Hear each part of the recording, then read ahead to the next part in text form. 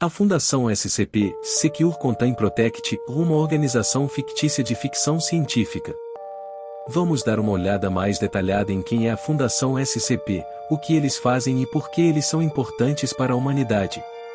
A Fundação SCP é uma organização global e altamente secreta responsável por identificar, capturar e conter objetos, entidades e fenômenos que representam uma ameaça para a humanidade.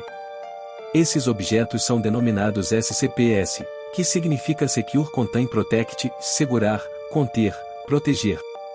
Esses objetos podem ser qualquer coisa, desde objetos inanimados, animais, seres sobrenaturais, entidades divinas e até mesmo ideias ou conceitos que desafiam a compreensão humana.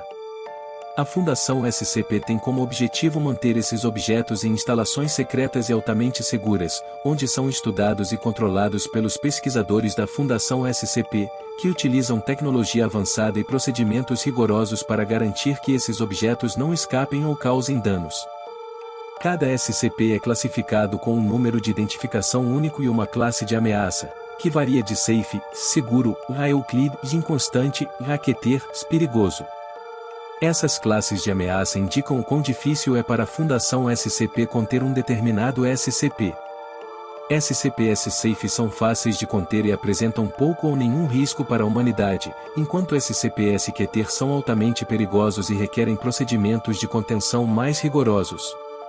Os pesquisadores da Fundação SCP são treinados para lidar com os SCPs de uma forma cuidadosa e científica. Eles estudam a natureza dos objetos, observam seu comportamento e realizam experimentos para entender melhor como eles funcionam.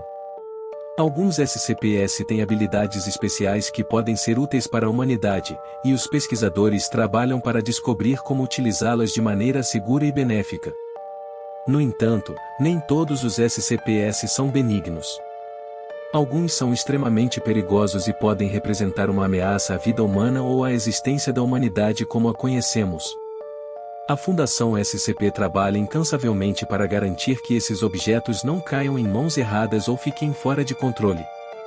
A Fundação SCP é uma organização altamente secreta e não é de conhecimento público. Eles operam fora do controle do governo e do público em geral, o que significa que eles podem tomar medidas drásticas para manter a humanidade segura, mesmo que isso signifique violar a lei ou usar táticas questionáveis. Em resumo, a Fundação SCP é uma organização fictícia importante para a ficção científica e para a comunidade online que a criou. Eles trabalham para manter a humanidade segura, identificando, capturando e contendo objetos, entidades e fenômenos que representam uma ameaça para a humanidade. Eles são altamente secretos e operam fora do controle do governo e do público em geral. Com uma abordagem científica e rigorosa, eles estudam e controlam os SCPs para garantir a segurança da humanidade.